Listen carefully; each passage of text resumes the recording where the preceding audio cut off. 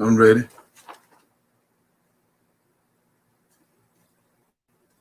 Are you good to go?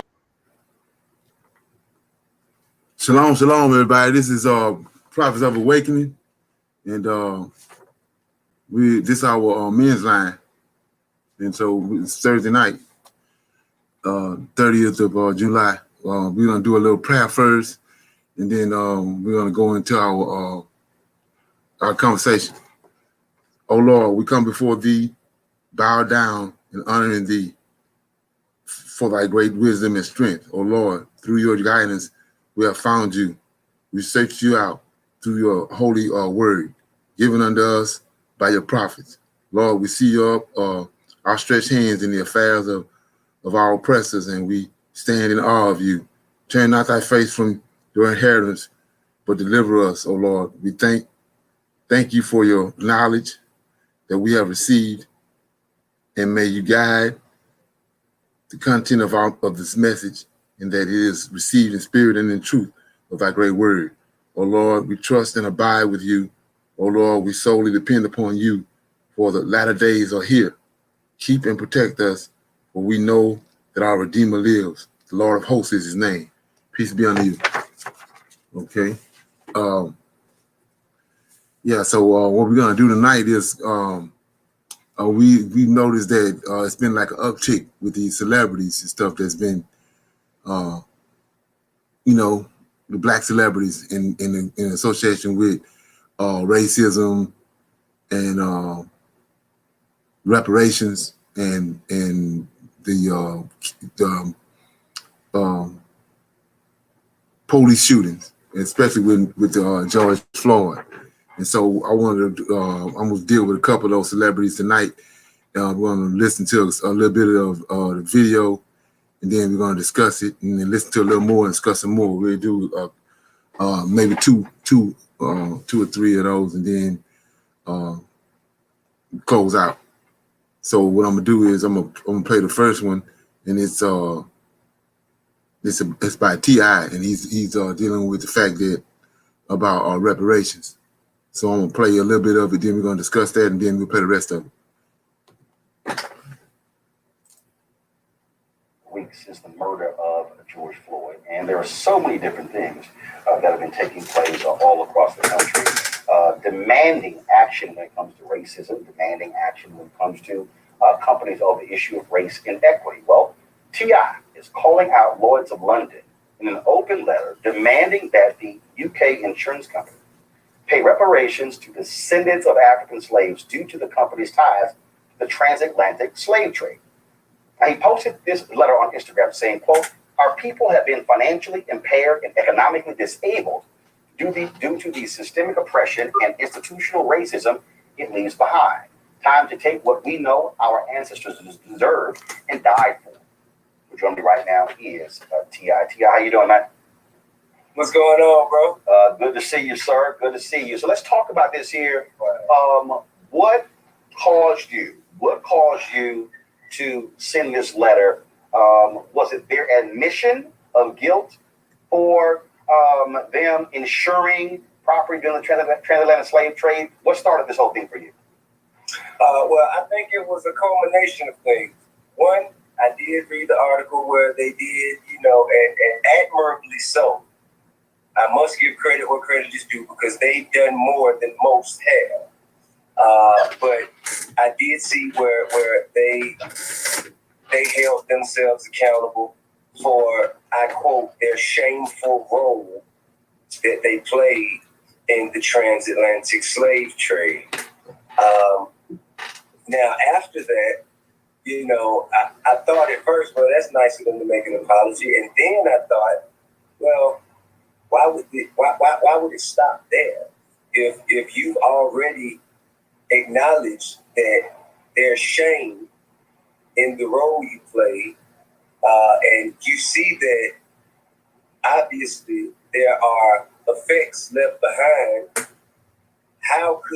why would you not throw yourself in the middle of this and have some actionable items that could reverse some of the atrocities? Now, Be it as it may, the travesties and atrocities that were imposed on our people are irreparable. Okay. However, the things that we can pinpoint, like the economic disparity in our communities, the lack of opportunities, the lack of ability for a Black man with an idea or a business plan to walk into a lending institution and get a loan with the same interest rate, with the same criteria as a white man, with the same idea and the same business plan. So there are disparities across the board, from education to healthcare to just our communities and the conditions in which we live. And all of these things are a result of the transatlantic slave trade. This is what the New York Times said. I want to read this, and I got a question for you. Lloyd's and Green King, which owns pubs and breweries, he said they would invest in recruiting more Black, Asian, and other minority employees and provide financial support to charities that promote diversity and inclusion. Neither made a concrete monetary pledge nor referred to their commitments as reparations, but both expressed regret. Quote, there are some aspects of our history that we are not proud of, said a statement from Lloyd's, and ensure that traces its roots to 1686, when it pioneered the market for marine insurance. This was an appalling and shameful period of British history, as well as our own, and we condemn the indefensible wrongdoing that occurred during this period. I want to go back to what they said. They want to invest in recruiting more Black, Asian, and other minority employees and provide financial support to charities that promote diversity and inclusion. You are saying no. Black people. I'm sorry, bro. This is my thing, right? Mm-hmm. And that's one of the things that got me thinking. Mm-hmm. If you're willing to do something, right?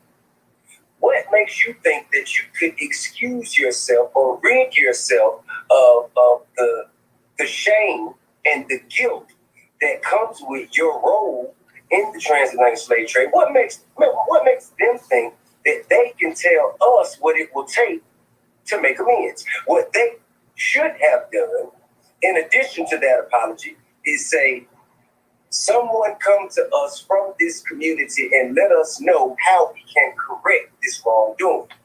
You cannot do me wrong and tell me how you're gonna fix it. You must come and listen to, first of all, what the wrongdoing, what pain it has caused, what effects it has left behind, what damage it has done, and we must start there, and then we can begin to discuss how you can begin to fix it. You can't just come and tell me what you're going to do for me and expect for me to just nod my head in approval and say, yes, sir, that's just fine, sir. No, that ain't how, that's not how we work it. That may be how our ancestors work. But in their honor, in their defense, on their behalf, we're coming to handle this the correct way. Mm-hmm. And so at usorelse.org, you have a petition, and this is what you have on the site. First, 10% ownership of Lloyd's of London be given to us, the descendants of African slaves. The ownership will be administered by a consortium that will be created, whose board of directors will consist of African American community leaders, attorneys, financial executives, and the like. The profits, dividends will be distributed in a fair manner through guidelines set up which are mutually agreed upon by your company and the consortium. Number 2, board diversification, with at least one member of the 15-seat board being occupied by an African American. 3, accurate annual tracking of reparations similar to your modern-day slavery and human trafficking statement. 4, $1 million cash loan with 1% interest as financial recompense made available to every African American adult once in their lifetime for the next 200 years, a time equivalent to the 18th and 19th century, where your company financed slave ships and insured the human cargo. Now, how did you arrive at those 4 particular points? Okay, well, I think the one board seat with an African American, that kind of is already, of the spirit of what they've already suggested that they would do. It's just, it enhances it and gives it more gravitas, if you will. because we've been accepting trinkets for too long. People have been coming to us, giving us crumbs in exchange for our pain for too long. Mm-hmm. We need some real actionable items, some things that can actually allow us and assist us in making a difference in the matters that plague our communities and have plagued our communities and our people for generations. Now, as far as the 10%, okay, so Lloyd's of London is worth roughly $56.8 billion. Mm-hmm. That empire was built on the backs of our ancestors. They became a lucrative, viable financial entity the day the first ship made it from Africa to America, full of our people that they insured as cargo. Okay? Now, from then to now, African Americans make up roughly 14% of America's population. With the least amount of ownership, least amount of inclusion, least amount of general respect for our human rights. Okay, so by 14% that we make up Black people. Now, some of us migrated, some of us migrated here, and, some of our parents may have already been born somewhere else like Africa or somewhere else where they are not necessarily descendants of slaves, but they're still Black and they still live in America. And of course, the slave trade dropped folks off in Brazil, in Jamaica, in the Bahamas, and other areas all throughout the Northern Hemisphere. Well, what I'm trying to do is I round it down from that 14% that represents African Americans in America. Right. I round it down to 10%. I think that's a fair representation of the percentage and equity in that country. Got it. Given the effects of what they were insuring and lending Right. to allow to happen, the effects from then to now led to us being 14% of the population. Now, I want people to understand. Round it down, I got to the 10% in equity of the country. Now, I want people to understand this here. And first of all, just for the folks know, you and I communicate often. Sure. You didn't just throw this thing out just for the hell of it. You've been talking to others. You also understand that you need to have infrastructure to put this thing together in order to follow through, make sure these things are happening. So if this is not, I'm saying that I want people to understand this is not T.I. just posting something on Twitter and just popping off and let's just see what happens. No, you've been talking to others saying, no, we need to have the creation of an entity with the infrastructure to make this viable. Okay, so what you think about what's been said so far?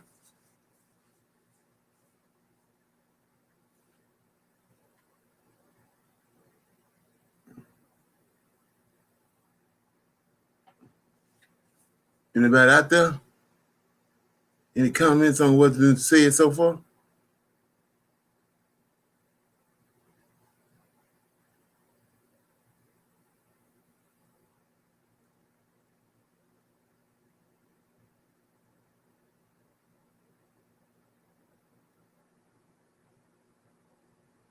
Okay.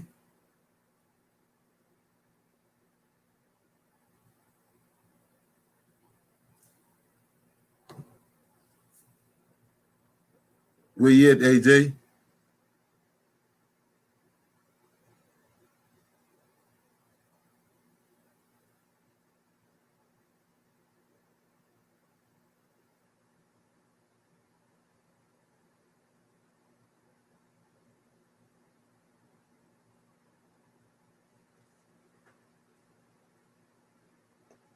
Okay, yeah, well, so I'm thinking that it's kind of ironic. All of a sudden, back in the past, you had it was limited amount of response that you can get from a Black celebrity. They was kind of like pushed in a corner. They can only say so much without receiving repercussions from their actions. So, but now all of a sudden we see all these celebrities just, popping up from all over the place, getting in every issue that comes up. They got an opinion about it, from like I said, from T.I. to Jamie Foxx, LeBron James. They all, every incident, every little situation that pops up, pretty much on the world scene. And especially in America, they got something to say about it. And I just feel like this kind of strange. And and it's as if they got a agenda, and they heading Black America into a certain direction. You know what I'm saying? So what do you think about that? I think it's interesting, man, that like you said, that now all of a sudden they're willing to speak out. Because one thing I look at too, like with T.I., Ice Cube, and all them, is like like back in the day of like Michael Jordan and like Charles Barkley in their day, like a lot of them that I seen, at least, they didn't speak on social issues. But now, and really even Kobe Bryant. But like now, LeBron being top dog, like LeBron, Melo, and D Wade, now all of them always speak out. They used to wear "I Can't Breathe" T-shirts before the games and everything like that. Right. I think that's all interesting, and there has to be there has to be something behind it, is what I want people to look at. Because why now? You know what I'm saying? It's not just all of a sudden they started educating themselves. I think it's way deeper than that, as we know. Right. That's an example of that is, and you have to understand how these people operate. They do the same thing over and over again. Like I was saying before about what people not understanding about Julius Caesar was a political leader, and the people didn't want him now. They assassinated him. So you shouldn't be surprised that they killed Kennedy. they was killing leaders, even the lie that's been told about Alexander. Alexander was poisoned. He was poisoned. Right. They tell you in history, and we just read it and believe it, that he died from alcohol poison. Alcohol is alcohol poison from alcohol stupor, but he was poisoned because he wouldn't follow the narrative that they wanted him to follow, which was to go into Judea, and he wouldn't go there. So next thing you know, he come up dead. They poisoned him, and then you go to that 29th dynasty. That's all they was doing in the 29th dynasty. The Ptolemaic dynasty was, all the kids that had a chance to be on the throne. They had to walk around with watching their back, because every turn they were trying to get killed. Somebody was trying to kill them because they was next in line to be the pharaoh or be the ruler. So the same thing is going on now. I mean, Abraham Lincoln killed him. And then you have to look at the thing about that. You have to look at who followed him. Andrew Jackson followed him, and what did he do? He turned back a lot of the laws and stuff that Abraham Lincoln had done. He rescinded all of them. And we see the same thing with Obama and Trump. Trump come behind him. He turning over everything Obama did. Yeah. So, is there anybody else on the line? Nah, but there's a few people watching. I know my man JD Hinton is out here. Yeah, he got anybody out He said, I think it should be as a lawsuit. Why you say that, brother? What I think he's saying, if I'm right, and he could correct me, but I think he's saying as far as how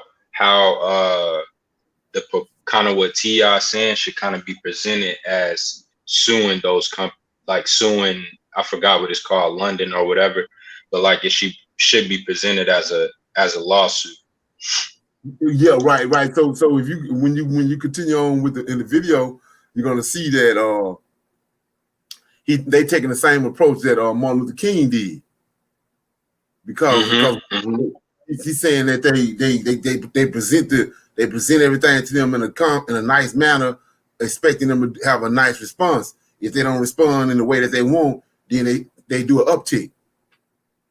And so that's what he's saying. Right. The next move is gonna be to hit them in the pockets because of the amount of money that the blacks are generating in America. They're gonna start using that as a leverage, which is part of the video. It's all about leverage. Yeah. So anybody else have any comments? I was gonna say too, Mr. Leonard, I thought that was interesting that the last thing that he said, you know how I want to say that was July 7th when they were saying today should be the day that no black, that like the financial, right? If I'm correct on that video, it said that like that was the absolute last step in what Martin Luther King and them was trying to do. I thought that was interesting too. Right, yeah, exactly. Right, yeah. So yeah, right. So they in so many ways they evoking the spirit of Martin Luther King. Yeah. Right. Yeah, I thought that was interesting too. So yeah. Is there any more comments in the chat room or anything? Not right now. Okay, well, I'm gonna play the other half of the video. Okay. Absolutely, and I've spoken to the likes of Robert Smith. I've spoken to Puff. I've spoken to Jay. I've spoken to Killer Mike, Tamika Mallory. Really, this is a vision that came to me, a strategy or an idea that I was the vessel to present it. But it is not mine and mine alone. This is for us. This is not. I mean, I live a pretty good life already. So my kids are set. My grandkids are set. However, if I'm not using my influence to make the world a better place for my children and grandchildren to live in, then everything that I've gained for myself is in vain. So that is the spirit in which I present this idea or this call to action to people. Any holes that are in the plan, I welcome. Anyone who has a more of a financial background, which is I'm depending on Robert Smith as of right now. He's done pretty well. And he's only the richest African American in the country, worth $5 billion. That's it. You know what I'm saying? That's it. And we speak every other day or so. Just he's kind of monitoring the progress of the movement. And you know, the last time we spoke was about a week ago on FaceTime, and I just received a text from him, which I did not answer yet this morning. So I'm locked in with everybody who I can surround myself with, who's smarter than me, who has the information that I may not, and who can guide and direct us, not just me, us on a path from A to Z to completion. I think that we've spent too much time asking America, other governments, and other entities, asking them to recognize the plight that we are experiencing and expecting them to do the right thing out of the goodness of their hearts. That's not going to work. Life is about leverage. Okay? So right now, if we have not created the kind of leverage that would force anyone's hand to do the right thing on our behalf, it's never going to happen. Now, this is leverage simply because there are still companies that are still earning money in business, counting profits today, like Lloyd's of London. They're still here. And they can't be directly connected to the transatlantic slave trade. And the effects of the transatlantic slave trade can be directly connected to our communities and our people today. That is what we use. That is what we need. That is how we pull ourselves up by our bootstraps, the way the far rights have been saying for generations. last question for you. To that particular point, Ice Cube has put together his agenda for Black America. I'll be talking to him on the show soon as well. Mm-hmm. I'm talking to others as well. But the thing that I keep saying to folks is that you cannot achieve any of this with the folks just one person over here, one person over here, one person over here. Is taking advantage of what you just said, the intellect, the genius that exists within our people to say, how do you make it happen? I have, give me 1 second. I meant to have it sitting next to me, but I don't. So for instance, I talk about this book all the time. Okay, and it's about Operation Breadbasket.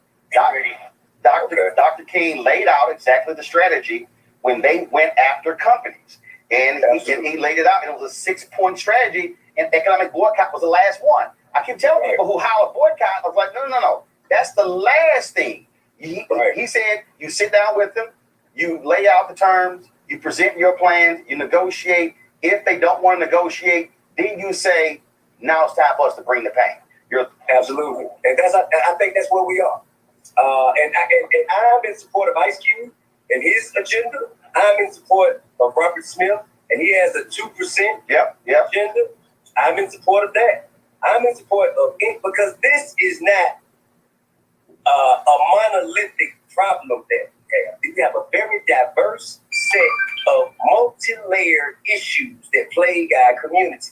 So a monolithic approach to a solution will not do. Right. It must be very diverse. It must be multifaceted, but it must require action to be taken. Yep. Like I'm working on a plan right now. I'm talking to these ad companies saying, Black media, we're not getting our fair share of ad dollars, and that needs to be annually anywhere from $10 to $13 billion.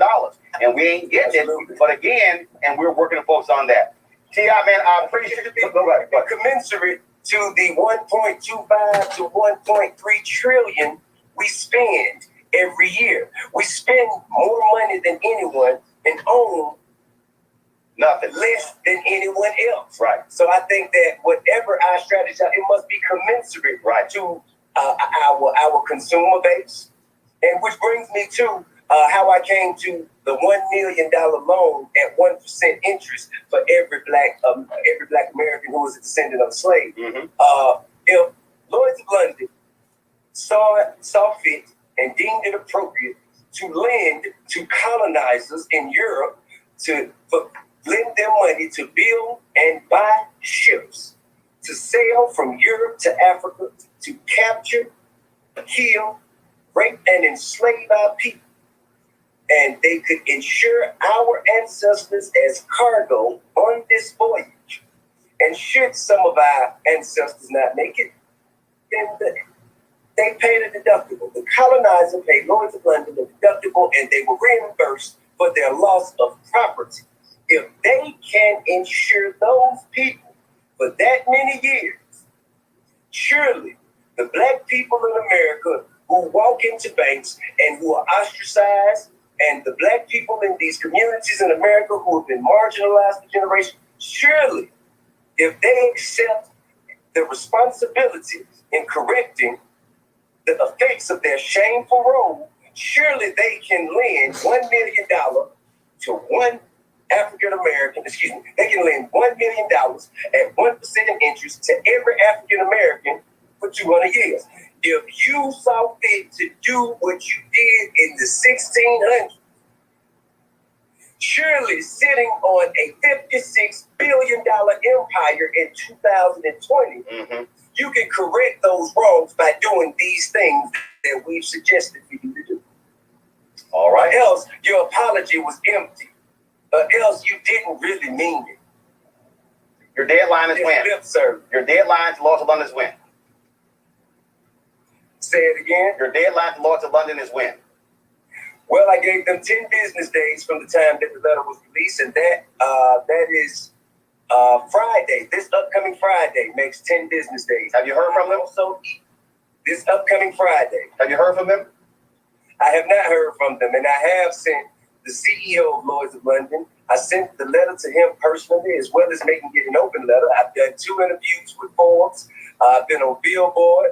I mean, they can't miss us. Right. So intentionally ignoring us at this point.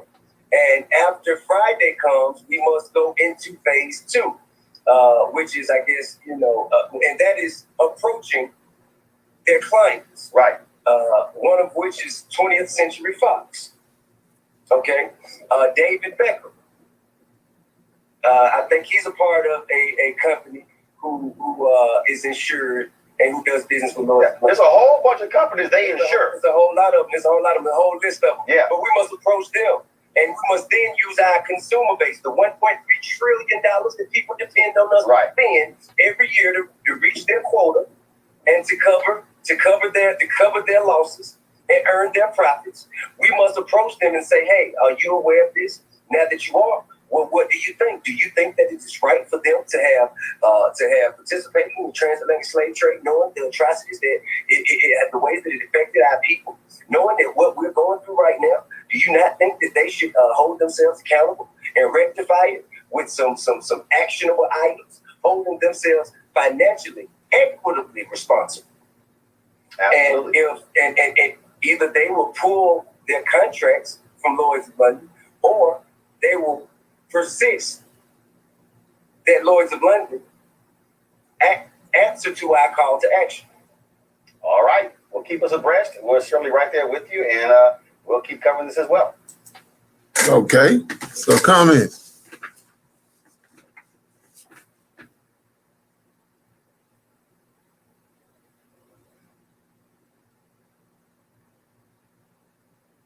Okay. Yeah. I mean, yeah, that makes sense. Yeah, that makes sense. We can use Dr. Claude Anderson and Omar Johnson, but yeah, we can use them to team up. But like I was saying before, I think that these celebrities that's coming up out of the scene, they have one agenda, and people like Claude Anderson and Omar Johnson have another agenda. But it would be good if they could team up,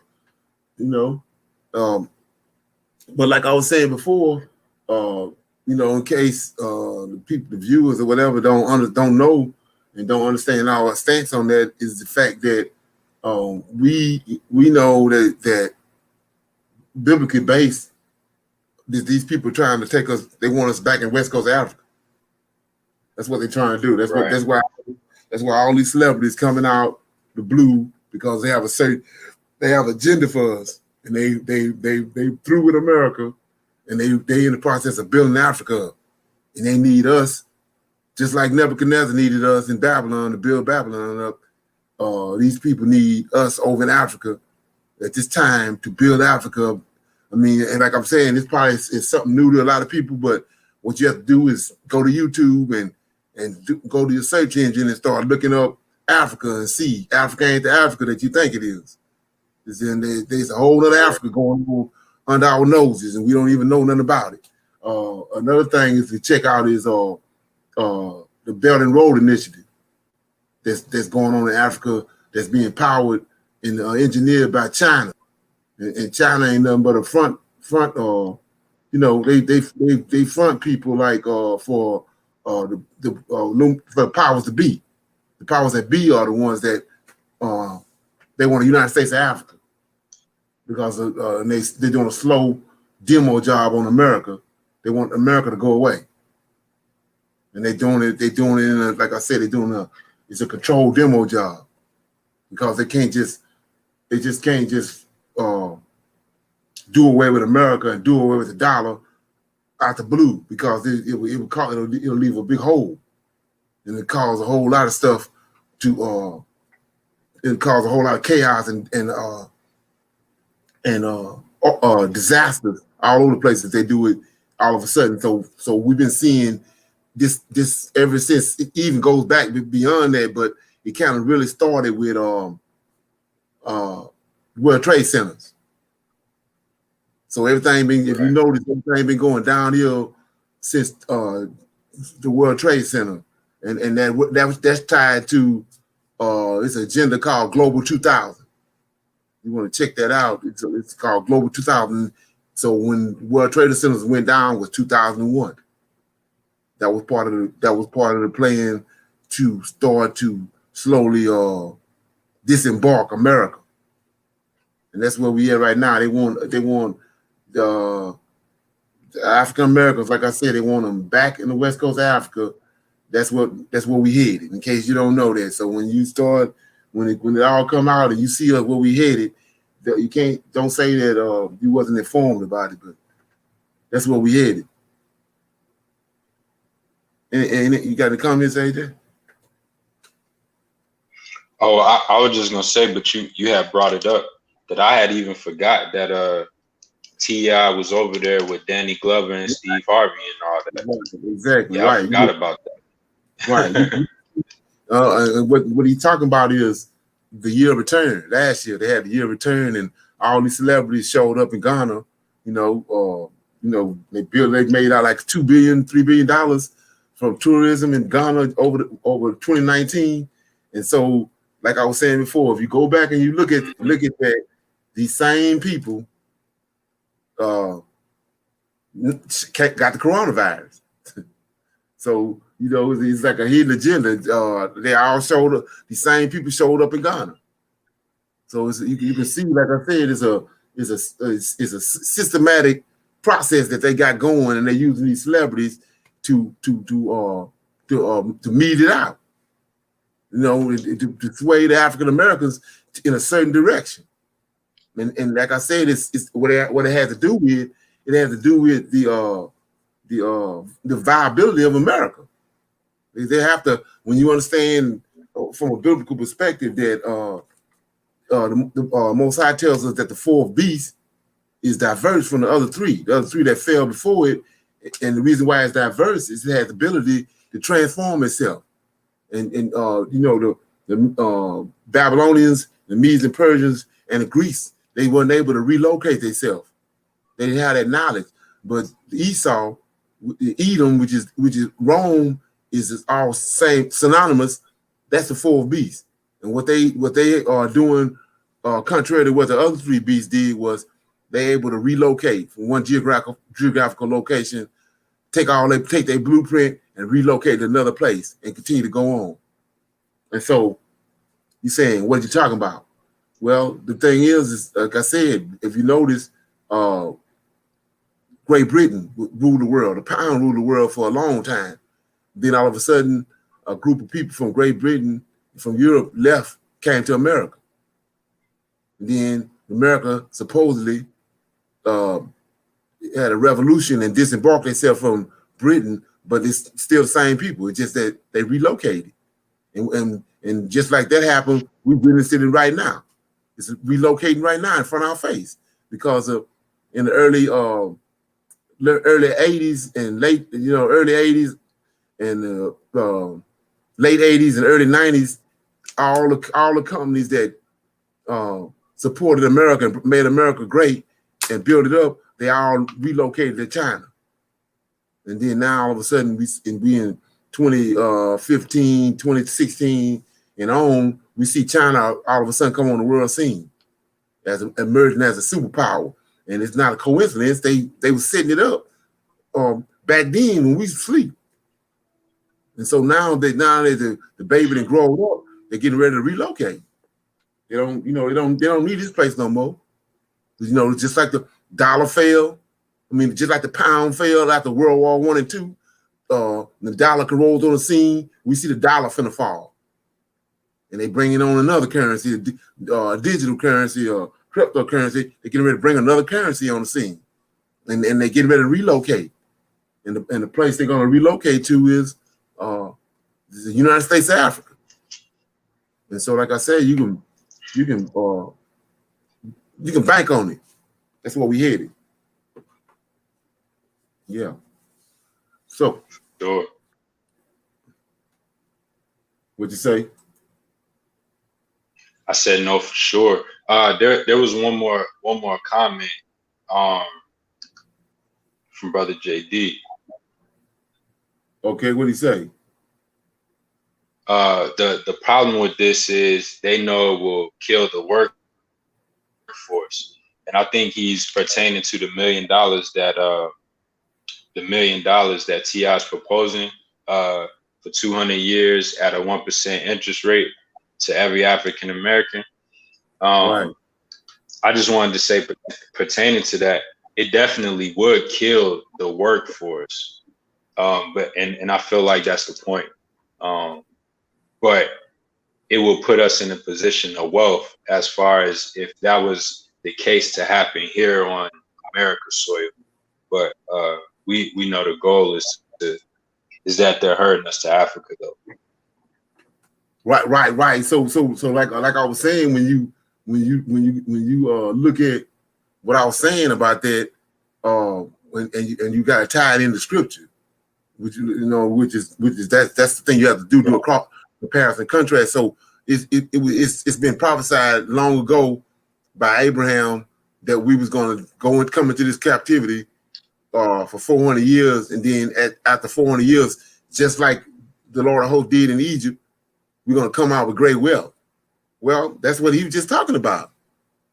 Notice what he said. Right. Each African American adult receive a loan, $1 million loan. Right. So think about that. Right. Like I said before, and the loan supposed to last for 200 years. You ain't gonna pay no loan back, no $1 million back. If you get a $1 million loan for 200 years, that's they giving you that.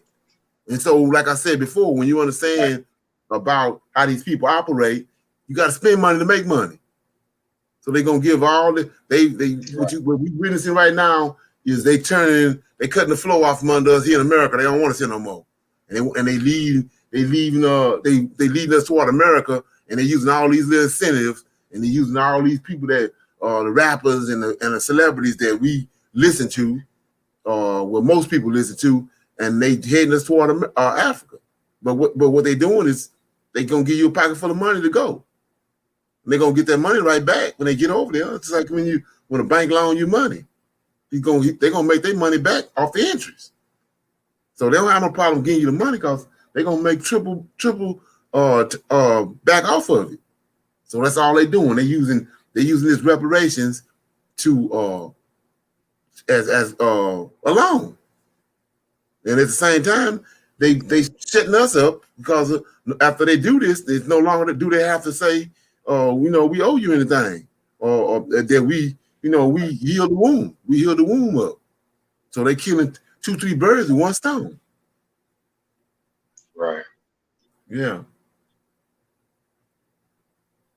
So let me have a quick record, no DUIs. You can drop your auto insurance to as low as $19 a month. How? Yes, we can hear it.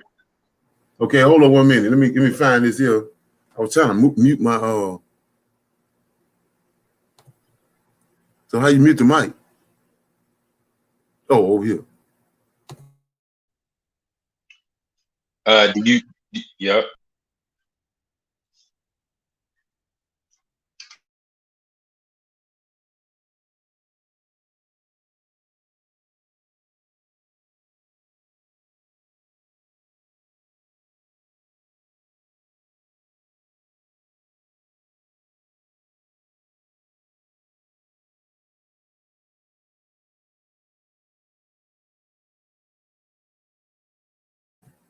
Okay. Yeah, so I'm gonna play a little bit of this.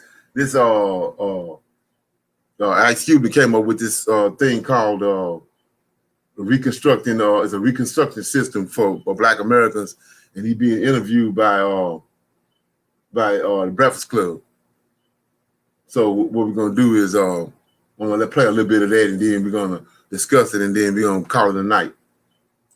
What I mean? I got enough, to survive. So, I'm really worried about people who don't have enough, and people who are out there struggling, with, losing income, struggling with, being kind of cooped up. So, I'm fine. I'll be all right. Yeah, nothing about you says check to check, Ice Cube. Nothing at all. Well, that's good. That means I ain't cheated nobody out of nothing. So that's all good. I agree with you on that. We were having this discussion about opening up the schools, and a woman sent me a DM. She said she was trying to get through, and she was like, look, I'm a single mother. I have 3 kids. I can't afford to hire a tutor. I can't even, teach my kids from home, and I have to go to work. So what am I supposed to do? Hey, it's hard. It's everybody's kind of, playing it by ear in a way. This is new territory for a lot of people. And so I saw somebody say, I want my kids to go to school because I'm a bad teacher. You know what I mean? They stuck with me. They ain't going to learn nothing. So, it's all kind of circumstances that people got to get through, fight through. Just got to help each other, support each other, let each other know that, we're going through the same things. Everybody cooped up and ready to bust out for sure. Right. Cuba, I was sitting back thinking, okay, a creative like yourself, you're probably sitting around writing scripts and, writing TV shows, writing film. You said, nah, F all that. I'm going to write a contract for Black America. Yeah. I thought it was important to try to put all these issues in one document, and it's far from perfect. Of course, we're going to go out there and still, find some of the people who've been experts in all these fields and who've been working on all these fields.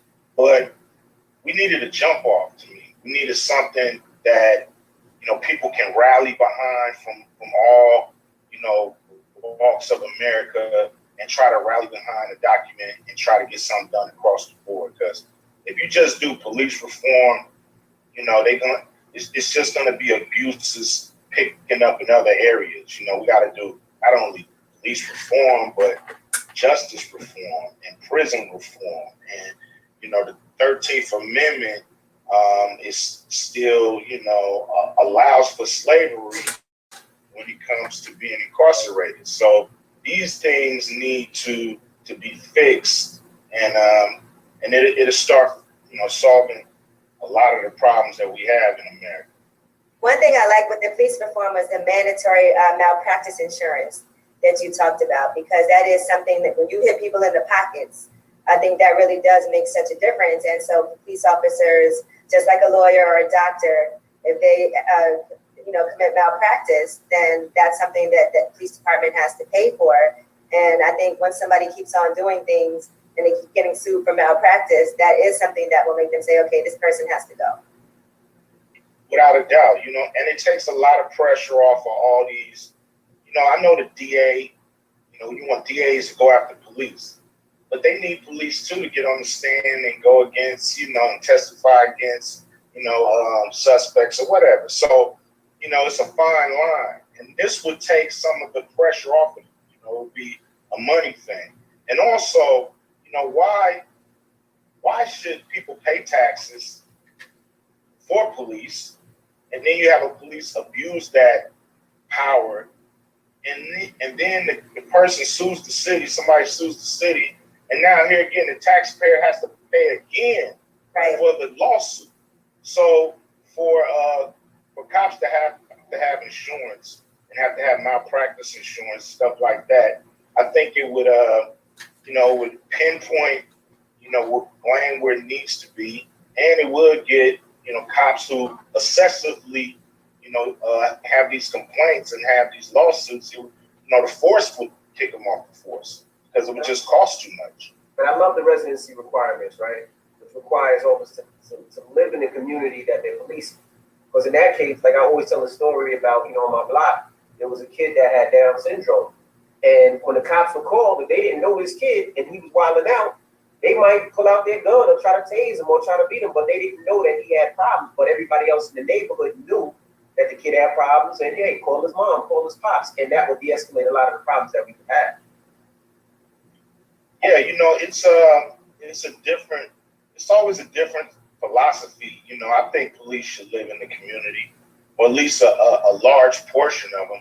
At least if somebody's at a station, at least 60% of that force or more needs to live 10 miles or less to that station. When you got people coming 30 miles into a community they don't really care about that community. They know they can just go back home across the, wherever train tracks or freeway or highway, and then they don't have to deal with it. But, when there's people in the community, there's people that your kids go to school with, and all these type things, I just think it makes people care about each other a little more and care about the communities a little more.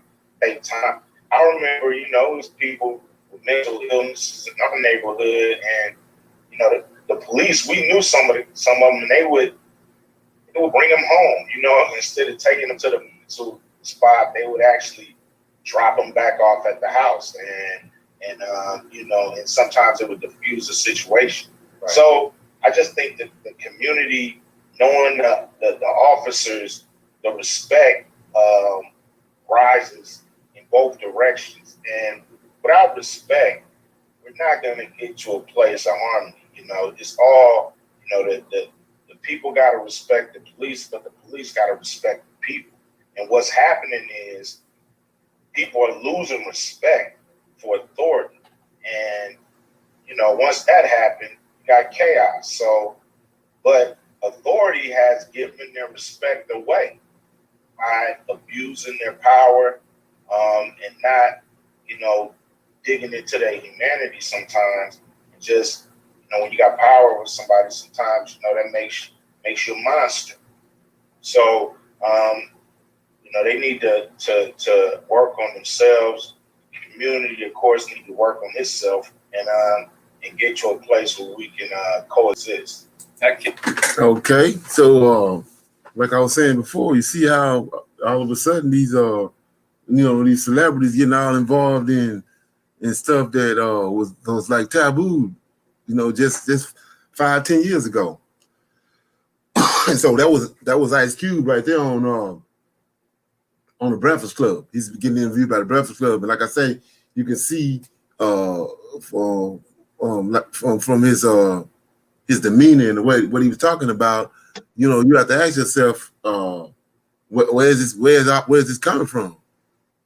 Because this is celebrities back in the past. You had a couple of them that said certain things, but the bulk of them, they stay in the corner somewhere. He in the corner because they didn't want to bring no drama on themselves by the white America. So, anybody have any comments on what was said?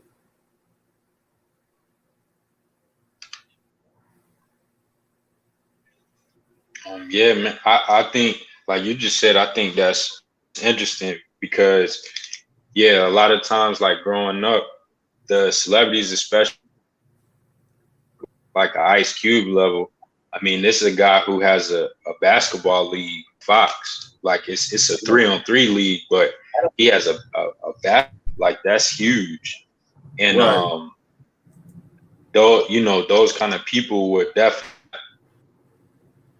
when it came to outside of whatever it is they do, rap, they were not talking about like trying to relate with the people, how he was. The police need to police areas should live in the community. That even that I'm trying to think of the word, but even him trying to make that connection, I'm saying, and trying to say like, I understand that the kids need stuff like that. Like even stuff like that just wasn't being said back in the day.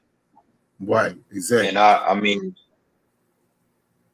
and people up though. I mean, some people are like, oh wow, and not saying that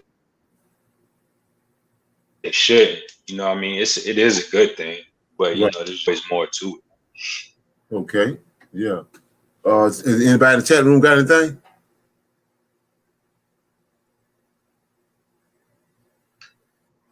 No, nobody in the chat right now. Yeah, you kind of break it up while you're talking. I don't know what's up. Oh, probably. Can you hear me? Yeah, I can hear you. It's probably because it's raining. It's raining pretty bad here right now. Oh, okay, all right, yeah, okay, all right, makes sense. So I'm gonna play this this Ice Cube again, except that this time he's on MSNBC. I'm gonna let a little bit of that play, and we're gonna talk about it. Then we'll close out.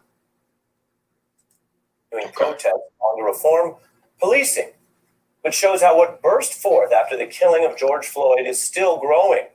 Now, some Americans say they're newly more aware of the depth of police brutality and systemic racism, issues that Black leaders and artists have highlighted for decades, as we've reported on The Beat. Anyone willing to listen could learn about lynching. Let's take a look at this. Here was Billie Holiday. Remember that? We'll look at this in full.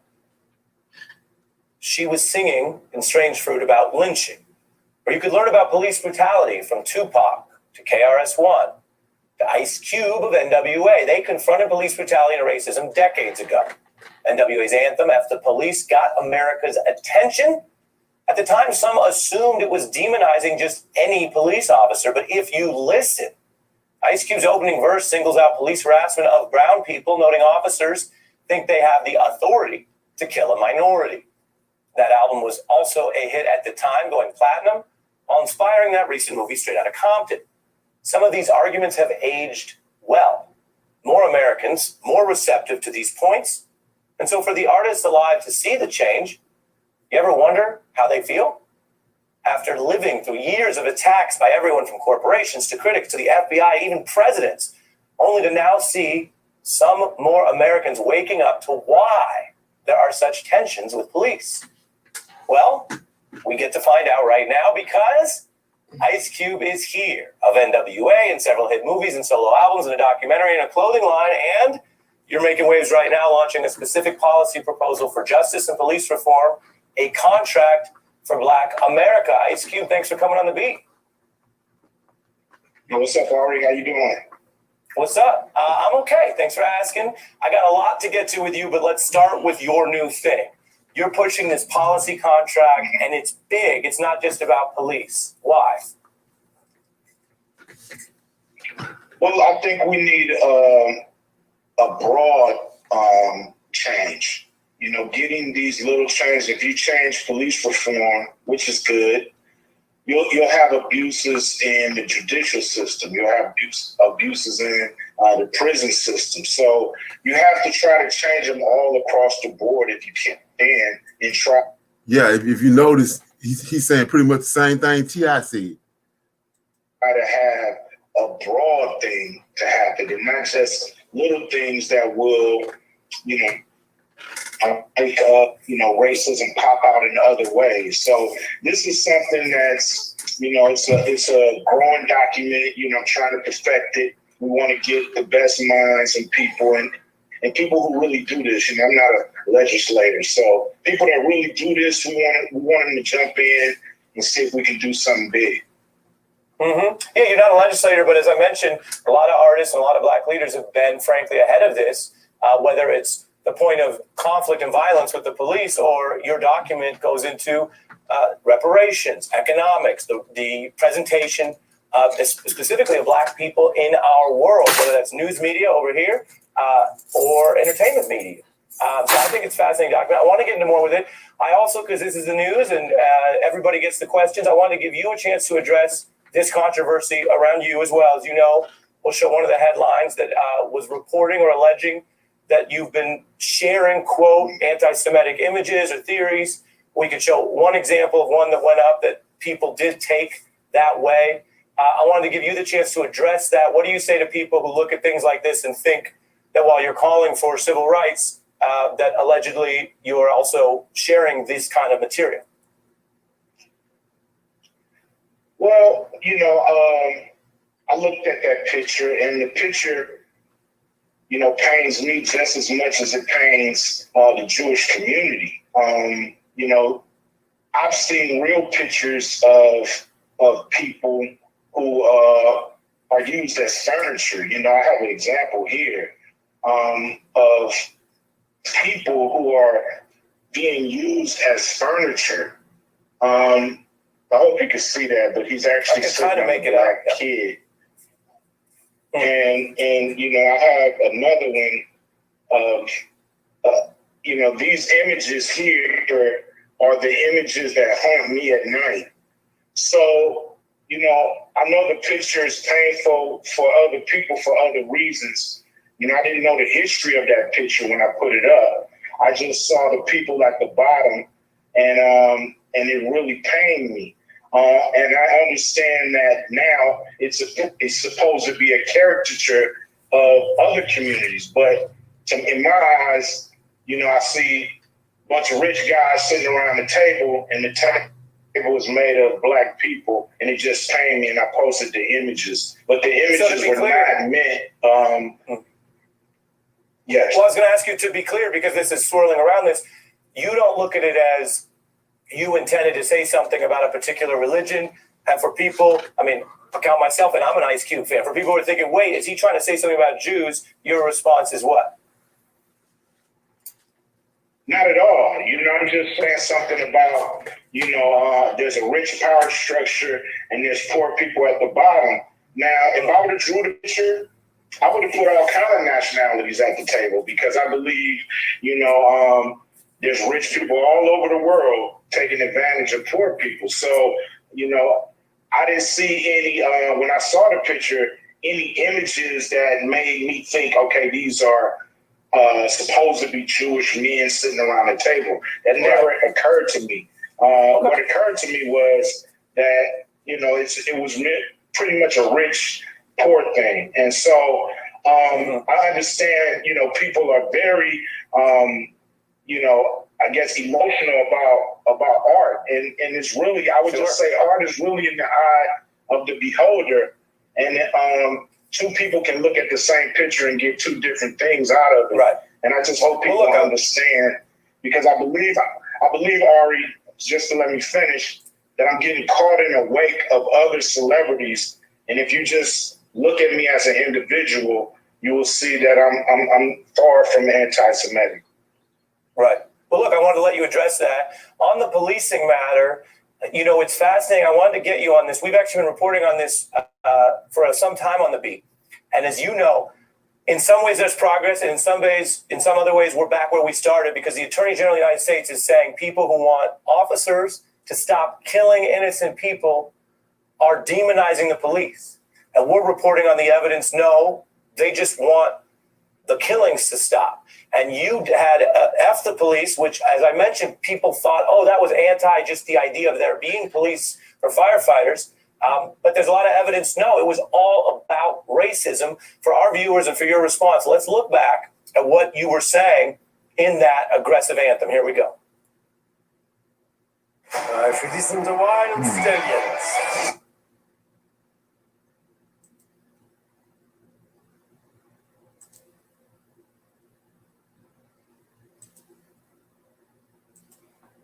A young got it bad cause I'm brown. And not the other color, so police think they have the authority to kill a minority. You with me cause I'm a teenager with a little bit of gold and a pager. Searching my car, looking for the product, thinking every is selling narcotics. What do you say now, whether it's to Attorney General Barr or your critics over the years, about a song that frankly was ahead of America's awareness of this alleged racial profile? Yeah, as an artist, we've always tried to, warn people what was going on through music. A lot of people called the music violence, but the music was really understanding.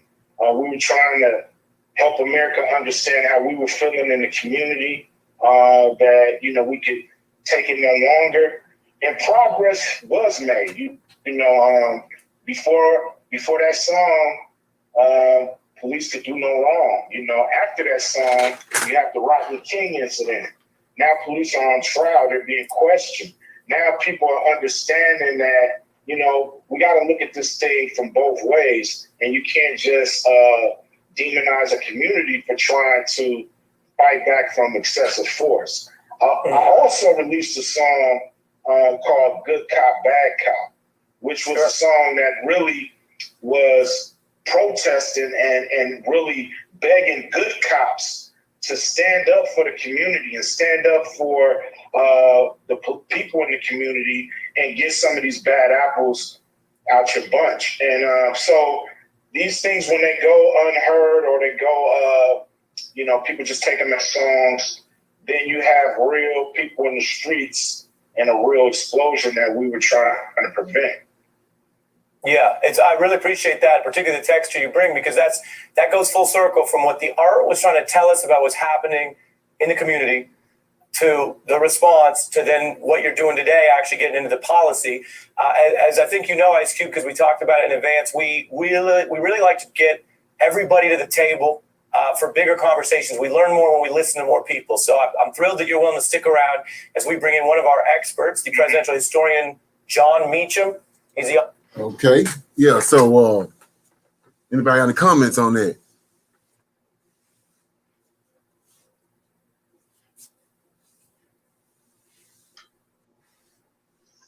That's interesting too. The stuff they talking about on there. Right. Yeah. Right. Exactly. And like I said before, you see. What? Go ahead. No, I'm sorry. Nah, go ahead. Oh no, I'm sorry. I was just gonna ask what platform was that on again? The second interview? Yeah, that was MSNBC. It's calling out Trump era racism. Ice Cube talks police, racial justice, and anti-Semitism allegations. It's Okay. It's 16 minutes. Okay. Yeah. So I like I said before, the discussion is about how that all these celebrities all of a sudden being vocal and voicing their opinions about a lot of stuff that black entertainers wouldn't do just 5 years ago, but now all of a sudden they're voicing their opinion. And like I said before, it's kind of you got to step back and look at that, because it's a hidden agenda. And like I was saying earlier, if you notice, it seems as if somebody giving them a script, because what T.I. was saying earlier on his video was almost same as what Ice Cube was saying. And so, like I said, so you got to look at that,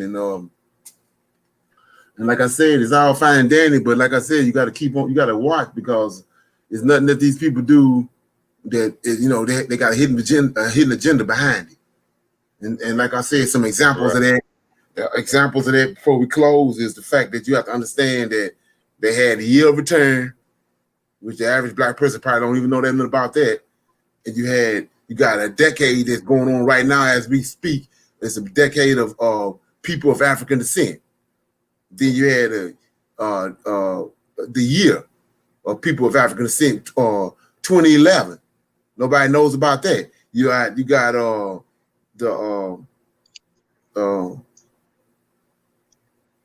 let me see what else that is. Yeah, you got King Alpha playing. You need to do your research on that. And so we talk about on Prophets Awakening about such things like we know about Horus, and that's the God that was in Egypt, and he had a book that go along with him, and that book was Egyptian Book of the Dead. It was everything that Horus said was written in red. But we know that Horus is an idol. So who wrote this book? It's a group of men wrote it. Priests. They wrote the book. So same thing with the New Testament. And the God is in the New Testament. So it's a group of men that wrote that in red. And they they want to lead you in a certain direction. So you have to understand it's somebody behind it, and that's what they call it, the scribe.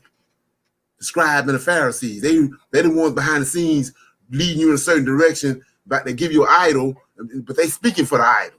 You're not adhering to the idol, you're adhering to this group of men, a think tank that then wrote all this down, and you're going by it, and that hasn't went away. Same thing going on now. You got people that they put out in the front, and they giving them scripts to lead you in a certain direction. And you have to understand that. So with that being said,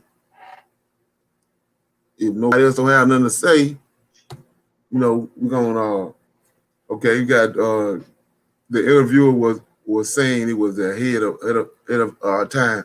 That just goes to say how long it's been going on. Yeah. So yeah, it's about having awareness.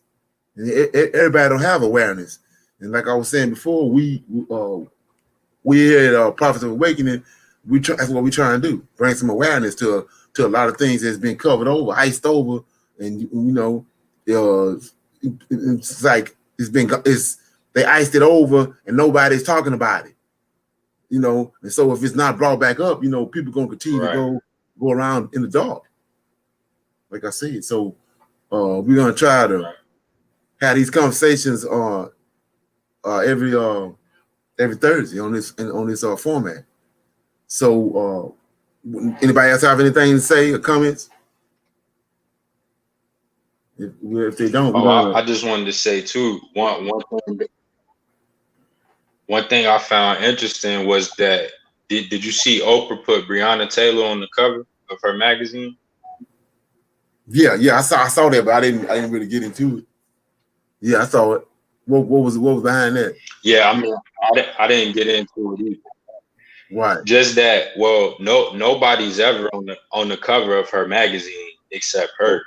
So the only two other times that I know of, one was she had Ellen on there, right, LGBT kind of stuff, Taylor on there, and I just think that's really interesting. Right. Well, like I said, based on that right there, and based on what we're talking about tonight, when you understand where they want us to go in the direction they're trying to take us in, Oprah Winfrey ended up in Africa 10, 15 years ago. And then not only her, Robert Johnson sold BET, he ended up in Africa. So they was over there 15 years ago. These people thinking 20 and 30 years ahead of us. And so they was over there laying the groundwork of what they're getting ready to do now. Now that all the groundwork been laid, now they're using these other celebrities to lead us in the direction they want us to go in.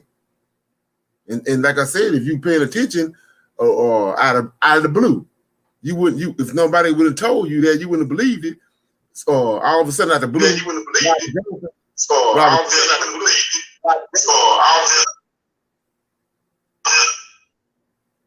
a sudden, Robert Johnson come out of nowhere and make this big old 14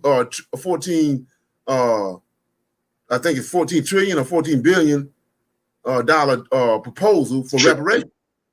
Yeah, he made this $14 trillion proposal for reparations when he don't have no history on that. And not only that, he's a Trump supporter. So you gotta think about that. Right. He's a hidden hand behind the scene or dictating what these people doing. Yeah. So with that being said, we're gonna pick this up next Thursday at 6:30. I'm gonna see y'all on next Thursday. Shalom. Shalom. Okay.